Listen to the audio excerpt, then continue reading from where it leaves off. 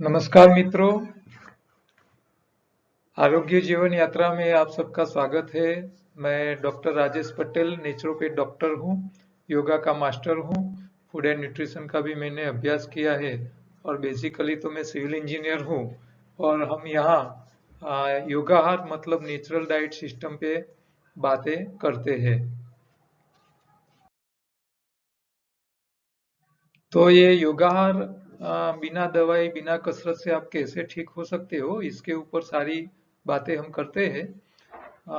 ये कोरोना काल में लोगों को पैसे की जगह हेल्थ के ऊपर ज्यादा अभी उनका ध्यान आया है, क्योंकि पैसा कितना भी हो लेकिन शरीर ठीक नहीं होगा तो कोई मतलब नहीं है। ठीक है। तो ये नेचुरल डाइट ऐसी बातें है कि भी कुदरत के तरीके समझ लो। हाँ, कुदरत के हिसाब से आप खाना पीना ध्यान रखो तो आपको कोरोना या दूसरी कोई बीमारी हैरान नहीं कर सकती है। तो यहाँ शरीर की सफाई कैसे रखनी है, शरीर का खुराक क्या खाना है, कब खाना है, कैसे खाना है, ये छोटी छोटी बातें बताने के लिए पूरा चार्ट है। ये चार्ट के ऊपर से एक दूसरा चार्ट बनाया है कि सफाई कहाँ करनी है, खुराक किस किस टाइप का चाहिए। तो धीरे धीरे धीरे चबा के खाइए। आपकी आंतों की सफाई हो रहेगी, कॉन्स्टिपेशन होगा नहीं। आपकी बड़ी आंत की सफाई एनिमा के डब्बे से आप किया करो या डायरेक्ट नल में लगाइए एनिमा का पाइप। हाँ, या पंप भी आता है एनिमा का। आपकी छोटी आंत को साफ करने के लिए मल शुद्धि का इस्तेमाल किए या त्रिफला हर रोज लिया करो। मल शुद्धि हफ्ते में 2 बार ले सकते हो। खून की सफाई के लिए आपको योगा एक्सरसाइज हर रोज सुबह में करना चाहिए, 1.5 2 घंटा। नहीं कर रहे हो तो आपको एक टाइम उपवास करना चाहिए, दोपहर तक फास्टिंग करो। और खट्टे फल आपके खुराक में शामिल कीजिए। खट्टी चीजें शरीर में इकट्ठा हुआ कचरे को बाहर निकालने का काम करता है। शरीर का खुराक जो है वो अल्कलाइन चाहिए, मतलब कच्चा चाहिए, पकाया नहीं चाहिए। दूसरा, आपके शरीर में कैलोरी वाला खुराक भी चाहिए, न्यूट्रिशन वाला खुराक भी चाहिए। आप जो खा रहे हो इसमें से कौन सा खुराक न्यूट्रिशन देता है, कौन सा कैलोरी देता है, बातें आपको याद रखनी है। मजदूरी करते हो तो कैलोरी ज्यादा चाहिए, नहीं करते हो तो कैलोरी की इतनी ज्यादा जरूरत नहीं है। ठीक है। तो जो खुराक वजन में भारी है वो सब कैलोरी देते हैं, जो स्वाद में मीठे हैं, जिसमें कार्बोहाइड्रेट्स है, जिसके अंदर प्रोटीन है और जिसके अंदर चर्बी होती है, वो सारे खुराक कैलोरी युक्त है। वो ताकत देने का काम करता है। और न्यूट्रिशन सबसे ज्यादा हमको हरी पत्ती में मिलता है। तो हरी पत्ती बिना पकाई बिना गर्म किए उसके जूस या चटनी बना के हर रोज खाने चाहिए। इसमें न्यूट्रिशन जितना मिलेगा इतना शायद दूसरे कोई खुराक में नहीं मिलेगा। तो बीमार हो या न हो, आप हरी पत्ती हर रोज खाया करो। आप जो स्वाद खाते हो उसमें भी मीठी चीज आपको वजन बढ़ाती है, ताकत देती है। ज्यादा खा लोगे तो कफ करती है। ठीक है। खट्टी चीज है वो शरीर का वजन कम करती है, पतला करते हैं, आपको सफाई करते हैं। और बहुत ज्यादा खा लेते हैं जो लोग, तीनों टाइम पकाया खाने वाले, जब खट्टा चीज ज्यादा खाते हैं तो वायु प्रकृति बढ़ती है, जोड़ों में दर्द बढ़ता है, जो शरीर में सूजन आ जाती है। तीखी चीज शरीर में मुंह में पानी लाने का ही काम करती है, थोड़ा एंटीवायरल है और ज्यादा खाने से पित्त प्रकृति करती है। कड़वा, हाँ, सबसे बढ़िया चीज है कड़वा स्वाद। वो हमारे शरीर में किसी भी प्रकार की वायरल इंफेक्शन को कंट्रोल करने में सबसे ज्यादा मदद करती है। ठीक है। इसीलिए हम हरे नीम की फूलों का रस, લીમડાનો મોર ગુજરાતીમાં કહેવાય લીમડાનો મોર, ચૈત્ર મહિનામાં પીવાની एक परंपरा છે। तो ये कड़वा भी हमारे शरीर के लिए कुछ कुछ काम के हुए और जब जरूरत होती है तो इसका भी इस्तेमाल हमको कर लेना है। हरी पत्ती में हरा रंग जो होता है जिसको क्लोरोफिल बोलते हैं, वो हमारे शरीर में नया हीमोग्लोबिन बनता है। यही हमारे शरीर के कारीगर है।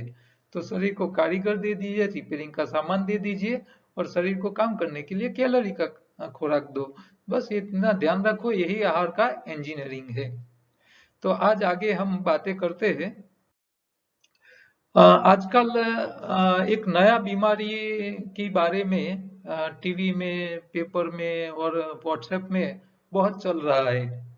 तो ये म्यूकर माइक्रोसिस, म्यूकर माइकोसिस नाम की एक बीमारी एक नई आई है। ये कोरोना के बाद ज्यादा आ रही है। ऐसे तो ये बीमारी पुरानी है, लेकिन जिन लोगों को कोरोना हुआ है उसको ज्यादा होने के चांस बढ़ रहे हैं। तो ये म्यूकरमाइकोसिस क्या है और उसकी हालत क्या है, कैसे आती है, उसके ऊपर थोड़ी बात हम करेंगे।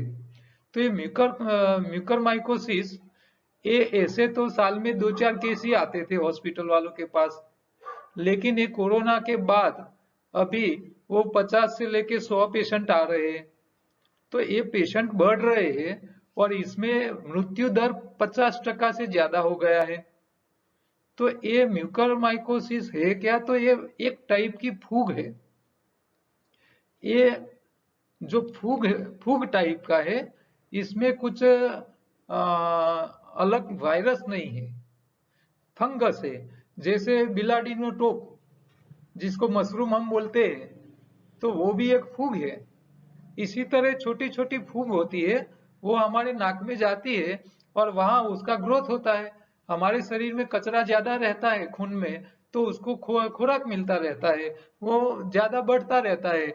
फिर वो फूग अंदर चली जाती है, आंखों की जो अंदर चेताएं है उसको जाके डैमेज करती है, आंखों की रोशनी चली जाती है, मगज में चली जाती है तो पूरा मगज को ब्लैक कर देता है, उसको सड़ जाता है मगज। धीरे धीरे करके मनुष्य खत्म हो जाता है। तो ये बहुत जोखिमी फूग है, जिसके शरीर में जाती है उसको बचने के चांस 50% ही हो जाते हैं। तो ये म्यूकरमाइकोसिस ऐसे लोगों को ही लगता है जो लोग वीक है, जिसकी इम्यूनिटी कम है। तो यहाँ इसके ऊपर जो जो लिखा है वो मैं आपको पढ़ के बोलता हूँ। तो ये जो जो यहाँ लिखा हुआ है, म्यूकरमाइकोसिस તરીકે ઓળખાતો બીજો એક રોગ મીડિયાના મોઢે ચડી રહ્યો છે, એટલે अभी मीडिया में ज्यादा आ रहा है। दिल्ली और अहमदाबाद में म्यूकरमाइकोसिस के केस आ रहे हैं, खास करके कोरोना में से जो वापिस आए थे ठीक होके, लेकिन डायबिटिक पेशेंट जो थे उसको ये रोग ज्यादा हो रहा है। ये रोग कोई नया नहीं है, बहुत कम, साल में 2-4 पेशेंट ही हर साल आते हैं, इतना कम होता है। और ये अभी अभी ये कोरोना के बाद बहुत ज्यादा आ रहा है। इसकी अफवाहें बहुत चल रही है, तो इसके ऊपर थोड़ी आगे चर्चा करते हैं क्या है। तो ये एक प्रकार की फूग है। ये फूग ऐसे तो पर्यावरण में हर जगह होती ही है, जहां जहां जो भी एग्रो वेस्ट है वो सड़ता है, गोबर है, पत्तियां है, ऑर्गेनिक पदार्थ जहां भी है उसमें फूग पैदा होती ही है। तो ये कुछ नई नहीं है, फूग तो सब जगह है ही, क्योंकि कंपोस्ट करने का काम ये सड़ने के बाद होता ही है। तो ये फूग जो है वो जब हवा में जाती है और उसके जो स्पोर होते हैं जो हवा में उड़ते हैं, वो जब हमारे नाकों में जाती है, तो जिसकी रोग प्रतिकारक शक्ति कम है ऐसे लोगों को ये असर करती है, और जिनकी इम्यूनिटी ज्यादा होती है तो उसको ये चेप लगता नहीं है। ये एक्चुअली है तो थोड़ा गंभीर, लेकिन थोड़ा ये इम्यूनिटी वाले को इतना नुकसान नहीं करता है। लेकिन जिन लोगों ने स्टेरॉइड की दवाई ज्यादा ली है, ये कोरोना में जिन लोगों ने ट्रीटमेंट ली है, उन लोगों की इम्यूनिटी ब्रेक हो गई है। इसके हिसाब से ये फूग जल्दी मनुष्य के शरीर में जाके उसका काम कर सकती है, उसका विकास हो जाता है, और एक बार विकास हो जाने के बाद वो थोड़ा कंट्रोल में नहीं रहती। तो ये किसको हो सकता है? तो जो लोग बहुत वीक है, शरीर में इम्यूनिटी नहीं है, जिसको डायबिटीज है, कैंसर है, ऑर्गेन जिसको ट्रांसप्लांट करवाए हैं, और डब्ल्यूबीसी बहुत कम प्रमाण में रहते हैं, और जो लोग स्टेरॉइड की दवा बहुत ज्यादा लेते हैं लंबा समय से, और आयरन की मात्रा कम है, इन लोगों को, और या तो कोई चमड़ी के ऊपर उंडा घाव हो गया हो, तो इसके अंदर एक फूग हो सकती है। तो ये कहीं से भी हो सकती है, ठीक है। तो ये फूग हवा से नाक से अंदर जा सकती है, चमड़ी में कोई घा पड़ा है तो यहाँ से भी अंदर जा सकती है। तो ये फूग कहीं से भी जा सकती है, ऐसा नहीं है। ठीक है। हाँ, ये चेपी नहीं है। एक ये फायदा है इसका कि भाई आप छींको और आप किसी को टच करो और वो आपके शरीर में घुस जाए, ऐसा नहीं है। ठीक है। तो इससे बचने का एक ही रास्ता है कि भाई आप थोड़ा इम्यूनिटी बढ़ाओ। देखो, ये फूग तो सब जगह कहीं ना कहीं आ जाएगी, लेकिन हमारे शरीर की इम्यूनिटी बढ़ानी बहुत जरूरी है। ठीक है। तो ये एलोपैथी वाले तो बोलते हैं कि मास्क पहन के पहनो, आप कपड़े भी लंबी बोए के रखो, चमड़ी के ऊपर घाव नहीं पड़ना चाहिए, और आप हाथ और पैर धोते रहिए। तो ये तो प्रोटेक्शन के लिए है। लेकिन ये कहीं से मान लो अंदर घुस गया, ये तो कोरोना जैसा है कि हमने मास्क पहना, हाथ भी सैनिटाइज कर लिया, पूरा लॉकडाउन कर लिया, लेकिन कोरोना के पेशेंट कम नहीं हुए। तो क्यों ना हुए? क्योंकि जिसके शरीर में कोरोना घुसता है उसके शरीर में इम्यूनिटी कम है, तो वो उसको बीमारी लाएगा। और जिसके शरीर में इम्यूनिटी कम नहीं है, हाँ इम्यूनिटी ज्यादा है, तो उसके शरीर में कोरोना जाएगा लेकिन वो शरीर को कुछ नुकसान कर नहीं सकता। ठीक है। तो ये म्यूकरमाइकोसिस से डरने की जरूरत नहीं है। जिनको एक बार कोरोना हो चुका है और उनके शरीर में जो दवाई गई है, वो दवाई हो सके इतनी जल्दी निकाल देनी है। ये म्यूकरमाइकोसिस के जो लक्षण है वो क्या है? तो नाक से अंदर जाती है, तो हमारे जो साइनस होते हैं नाक के अंदर, तो वहां जाती है, वहां उसका फैलावा ज्यादा होता है, फिर सूजन आ जाती है। ऐसे नाक के ऊपर के भाग में सूजन आ जाता है, यहाँ ब्लैक स्पॉट हो जाते हैं। तो ये और जहाँ चमड़ी से अंदर घुसा है तो वो चमड़ी के ऊपर उसका कारा पड़ जाती है, ब्लैक पड़ जाती है चमड़ी। तो ये उसके लक्षण है। ठीक है। तो ये नेसल की एंडोस्कोपी करके आप उसको चेक करवा सकते हो, साइनस का परीक्षण करना पड़ता है। या तो आपके नाक में से गंदी बदबू आती हो तो ऐसी फूग ये म्यूकरमाइकोसिस की होने के चांस बढ़ जाते हैं। या तो आपके नाक में से हाँ लीलास पड़ता है, मतलब हरे रंग का डिस्चार्ज, आपका जो लिंट निकल रहा है, कफ निकल रहा है नाक में से, वो शायद जो हरे रंग का है, तो ये समझ लेना है कि आपको म्यूकरमाइकोसिस हुआ है। हाँ, उसके चांसेस बढ़ जाते हैं। तो ये इससे पता चलता है आपको सिम्टम्स से। ऐसा कुछ हो जाता है तो क्या करना है? तो इसमें आपको ये लोग सीटी स्कैन और सब कुछ करके कर लेते हैं। तो ये मान लो आपको ऐसा कुछ हो गया है, तो वो एलोपैथी वाले तो इसके हिसाब से असर ट्रीटमेंट करेंगे, दवाई देगी या करेंगे, लेकिन उसका मृत्यु दर का रेट है वो 50% है। तो अभी वो लोग जो दवाई कर रहे हैं, इससे बचने के चांसेस 50% हो जाता है। तो आपको बेटर ये है कि आप ये रोग में फंसो ही मत। ठीक है। तो आप कोरोना में से बाहर आ चुके हो, तो आपको क्या करना है कि आपकी इम्यूनिटी बढ़ा देनी है। तो यहाँ क्या होता है, देखो ये आपका साइनस है, ये नाक से यहाँ मैं दिखा रहा हूँ आपको। देखो ये नाक से आप जब हवाई लेते हो तो नाक के अंदर ये जो भाग है ना, अंदर वाला, यहाँ इसको वायु कोतर बोलते हैं। तो इसके अंदर कोतर मतलब नदी किनारे हम जाते हैं तो कैसे खड्डे गड्ढा होता है, टेकरा होता है, हाँ ऊंचा नीचा हिस्सा होता है, इसको वायु जो जमीन के कोतर बोलते हैं। वैसे हमारे नाक के अंदर वायु को अंदर जाने की जो जगह है वहां वायु कोतर होते हैं। तो वहां अनइवन जगह होती है, इसके ऊपर चिकास रहती है। तो हम यहाँ से जब हवा लेते हैं तो ये हवा अंदर ऐसे गड्ढे में घूमती है। तो ये कहीं ना कहीं हमारी साइनस के अंदर कहीं टच होती है स्किन के साथ, और स्किन के अंदर जो चिकनाहट होती है वो डस्ट को है, धूल है, या कोई वायरस है या कोई बैक्टीरिया है, तो इसको चिपका लेती है। फिर हमारे जो नाक में से जो हवा अंदर जाती है फेफड़ों में, वो हवा शुद्ध होके जाती है। तो भगवान ने हमारे यहाँ ये साइनस में ये एयर प्योरीफाई करने के लिए हाँ, लिक्विड का उपयोग, चिकनाहट का उपयोग करके फिल्टर करके हवा फेफड़ों में जाती है।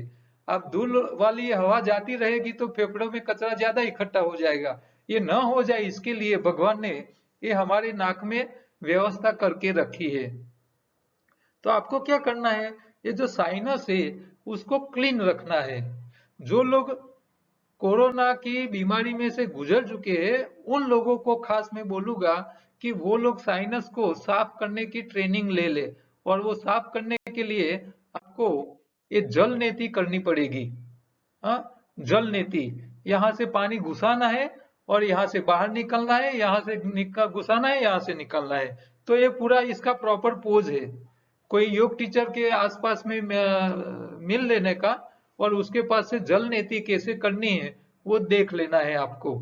ठीक है, तो जल नीति के लिए पोट आता है, वो पोट में पानी डालना है। पानी थोड़ा सा वार्म रखना है। इसके अंदर आप सिंधव या संचर डाल सकते हो, थोड़ा सा नमक डाल सकते हो, थोड़ा सा।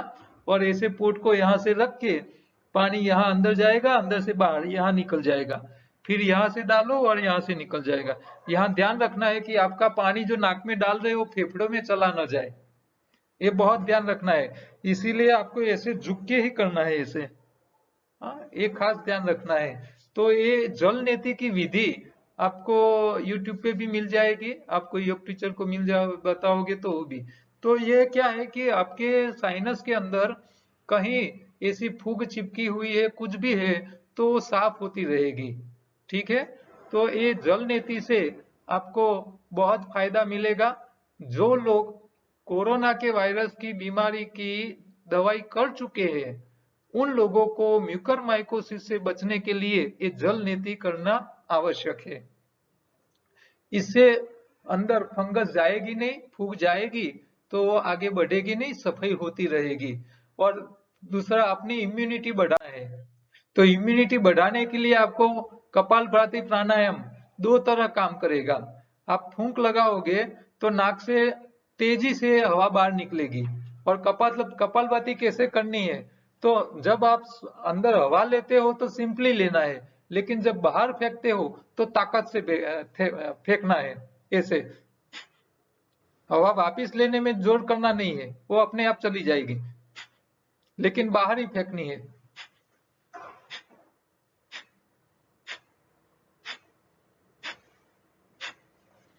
ताकत से।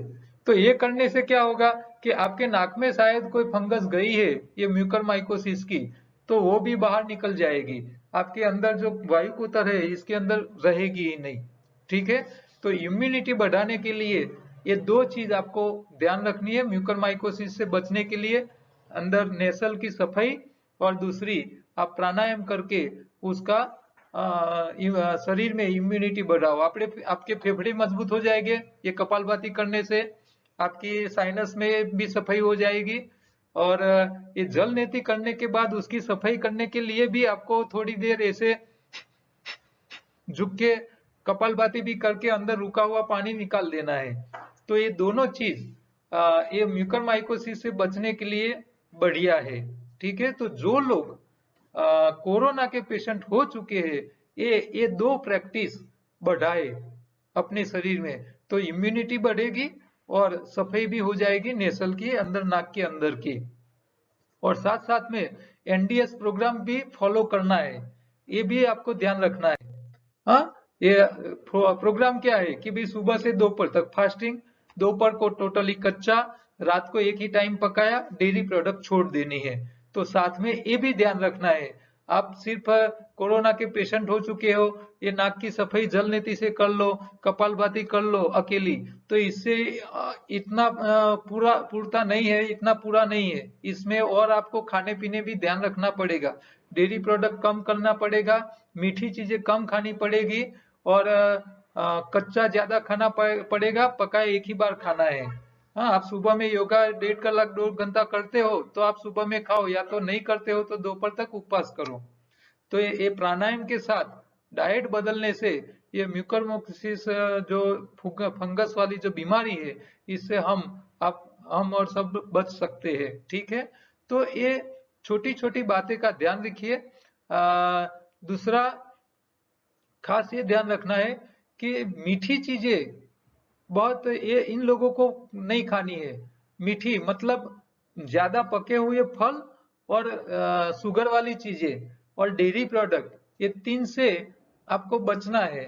और जिस दिन आपको ऐसा लगे, सबसे बढ़िया तरीका तो एक ही है, जिस दिन आपको ऐसा लगे कि शरीर में कोई वीकनेस लिख रही है, वीकनेस में कोई अजुकता लग रहा है, कोई ऑड फीलिंग आ रही है, तो सबसे बढ़िया एक ही तरीका है, हाँ, एनिमा ले लो, आंतों की सफाई कर लो, मल शुद्धि पाउडर लेके छोटी आंत की सफाई कर लो और पूरा दिन उपवास कर लो।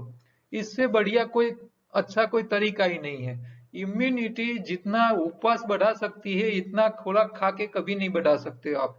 ठीक है, तो ये आप खास ध्यान रखना है आपको। दूसरा, एक भाई ने मुझे अपने टेरेस गार्डन में और दूसरे के थोड़े फोटोग्राफ्स भेजे हैं। अभी ये सर्दी की मौसम चल रही है, ठंडी की, तो आप अपने टेरेस का इस्तेमाल ये अलग अलग पौधे, अलग अलग पत्तियां पैदा करने में आप कर सकते हो। तो जो लोग हमारे वीडियोस देख रहे हैं, वो लोग अपने टेरेस में ऐसा कोई गार्डन किया है या अपने खुद की पत्तियां तैयार करके खा रहे हैं, तो वो मुझे ऐसे फोटो भेजेंगे, तो हम यहाँ ये बताएंगे। तो देखो, इन्होंने वेस्ट में से बेस्ट किया है। इन्होंने बैरल काट के इसके अंदर मिट्टी भर दिया है और पूरे टेरेस के ऊपर गार्डन तैयार कर दिया है। तो ये जो अपने पास जो जो चीज वेस्ट है, उसका इस्तेमाल करके भी ये सारी चीज और घर की खुद की ऑर्गेनिक चीजें बना के आप खा सकते हो। दूसरे भी है, देखो, ये पत्तियां खुद ही पैदा करते हैं और खुद के लिए जो जरूरी है इतनी घर पे ही तैयार करके वो खा रहे हैं। ऐसे आप सब्जी भी तैयार कर सकते हो और फल भी आप तैयार कर सकते हो। टमाटर और बैंगन भी आप घर पे ही बना के खा सकते हो। तो जिसके पास सगवड़ है, हाँ देखो, ये इन लोगों ने लकड़े का स्टैंड किया है, इसके अंदर प्लास्टिक के कवर कर दिया है, फिर वो सारी छोटे छोटे पौधे अपने टेरेस में तैयार करके छोटा सा गार्डन बना दिया है। तो आपको अ, दूसरे के ऊपर भरोसा रखना नहीं पड़ेगा। आप मार्केट से आज सारी चीजें मिलती है, लेकिन वो कौन सी दवाई से पैदा हुई है, कौन से खाद डाले हुए है, हाँ, अब फसल जो दवाई खाएगी तो शरीर को, मनुष्य को दवाई खानी पड़ेगी। तो आपकी जो फसल है वो बिना दवाई की, बिना रासायनिक खातर से और बिना जंतुनाशक दवाई से ही होनी चाहिए। तो जैसे हमारे फैमिली डॉक्टर होते हैं, इसी तरह हमारे फैमिली एक खेडूत होना चाहिए, जो आपको आपके खाने पीने की तमाम चीज, हाँ, सब्जी से लेके, फल से लेके, अनाज कठोर से लेके सब चीज वो बिना दवाई से पकाए आपको दे सके।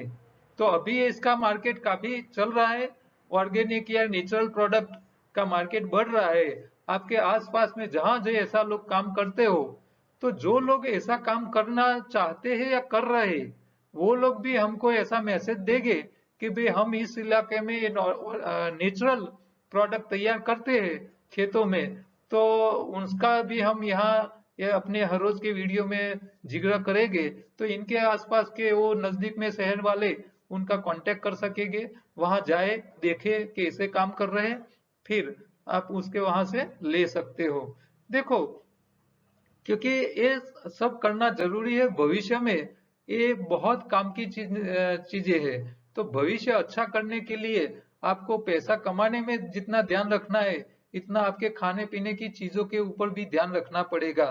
ठीक है, तो ये टेरेस गार्डन का कॉन्सेप्ट बहुत बढ़िया है। हो सके इतना खुद का ही तैयार कर लो, हो सके इतना खुद का ही तैयार कर लो।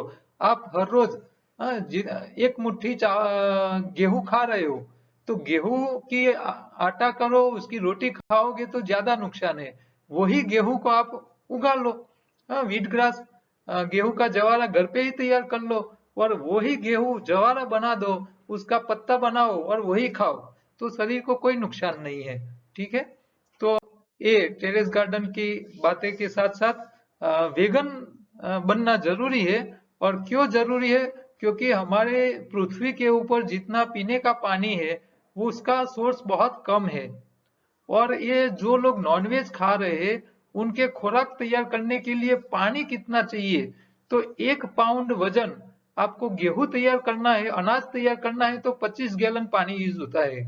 लेकिन 1 पाउंड आपको चिकन मुर्गी तैयार करनी है तो उसके पीछे 815 गैलन पानी इस्तेमाल होता है। जो चिकन तैयार करने वाली फैक्ट्रियां है वहां इसका इस्तेमाल हो रहा है। आपको ये भुंड, जिसको पिग बोलते हैं अंग्रेजी में, उसका 1 पाउंड मांस तैयार करने के लिए 1630 गैलन पानी का इस्तेमाल हो रहा है। और 1 किलो घी तैयार करने के लिए 5000 गैलन पानी का इस्तेमाल होता है। ये डेटा वर्ल्ड वेगन विजन की वेबसाइट से मैंने लिया है, तो ये आप इसकी साइट पे जाके देख सकते हो। तो पानी का जो यूज हो रहा है पीने लायक पानी का, तो गलत रास्ते जा रहे हैं और हम गलत चीज तैयार करके खा रहे हैं। तो जो लोग नॉन वेजिटेरियन है उनको खास मैं रिक्वेस्ट करूंगा कि आप नॉन वेज खाने के लिए जो खा तो रहे हो, लेकिन इसके पीछे आप कुदरत का कितना नुकसान कर रहे हो इसके आंकड़े आपको पता नहीं है। ठीक है, तो वेगन बनिए। और हमारा योगाहार तो वेगन ही है। आपको कच्चा खाना है, नेचुरल खाना है, सीजनल खाना है। तो ये आहार का इंजीनियरिंग आप समझ लो, वही बेटर है भविष्य के लिए। और पूरा समझने के लिए हमारा योगाहार का जो यूट्यूब का चैनल है, इसके ऊपर आपको योगाहार हिंदी में करके एक पूरी प्लेलिस्ट मिलेगी। आप पूरे 12 वीडियो, जो लोग नए हैं वो खास करके देख ले। और आज मुझे एक रिक्वेस्ट करनी है कि व्हाट्सएप, जो हम आपको व्हाट्सएप के जरिए जो आपको लिंक भेज रहे थे, तो उसमें व्हाट्सएप की काफी उनकी जो पॉलिसी है वो हमको कई कई जगह रुकती है। तो हम सबको व्हाट्सएप के ऊपर हम वीडियो नहीं भेज सकते हैं। तो आप लोगों को रिक्वेस्ट है कि आप योगाहार की यूट्यूब चैनल जाइए, उसको सब्सक्राइब किए और उसका जो बेल आइकन है उसको आप दबा के रखिए। तो आप, हम जैसे वीडियो अपलोड करते हैं तो आपको वो नोटिफिकेशन उसका मिलता रहेगा। तो आप व्हाट्सएप में ये वीडियो हर रोज की लिंक नहीं मिले तो आप ये यूट्यूब चैनल पे जाके हर रोज देख सकते हो। ठीक है, और मेरा जो डेली वीडियो है हर रोज का, ये वीडियो मैं 6 बजे ऑन कर लेता हूँ यूट्यूब पे। हर रोज 6 बजे हमारा यूट्यूब पे लाइव हो जाता है। ठीक है, तो आप यूट्यूब पे ही उसका सब्सक्राइब करके रखिए और बेल आइकन दबा के रखिए, तो आपको हर रोज का वीडियो का नोटिफिकेशन मिल जाएगा। आप फिर टाइम मिले कभी भी देख सकते हो। या तो हमारा फेसबुक पेज है, योगाहार का है, तंदुरुस्त समाज का है, एनडीएस योगा सेंटर का है, कोई भी फेसबुक पे आप रहिए। मेरे फेसबुक के ऊपर तो 5000 से ज्यादा 5000 की लिमिट है फेसबुक में। और कई कई लोगों ने मुझे रिक्वेस्ट भेजी है, लेकिन 5000 से ज्यादा हम फ्रेंड कर बना नहीं सकते। तो आप जो मुझे रिक्वेस्ट भेजते हो फेसबुक पे, लेकिन आपको मैं फ्रेंड बना नहीं सकता हूँ, क्योंकि ऑलरेडी मेरी 5000 लिमिट काफी सालों पहले खत्म हो चुकी है। तो आपको ये तंदुरुस्त समाज या योगाहार नाम की जो हमारी पेज है फेसबुक के, वो आप लाइक करके रखिए। इसके ऊपर भी हम ये वीडियो हर रोज रखते हैं। तो जो लोग व्हाट्सएप पे देख रहे हैं उसको मैं रिक्वेस्ट करूंगा वो लोग चैनल पे जाए और वहीं से ही हमारे वीडियो देखने का रखे। इसके लिए चैनल को सब्सक्राइब करना जरूरी है और उसका बेल आइकन आपको दबाना जरूरी है। अच्छी चीजें के लिए भी हमारी दूसरी जो वेबसाइट यूट्यूब चैनल है, फूड विथ लाइफ योगा हरनार की, तो वो भी आप सब्सक्राइब करके रखिए, तो वहां से आपको अच्छी खाने पीने की चीजें मिलती रहेगी। ठीक है, कल दोबारा मिलेंगे दूसरे प्रश्नों के साथ। नमस्कार।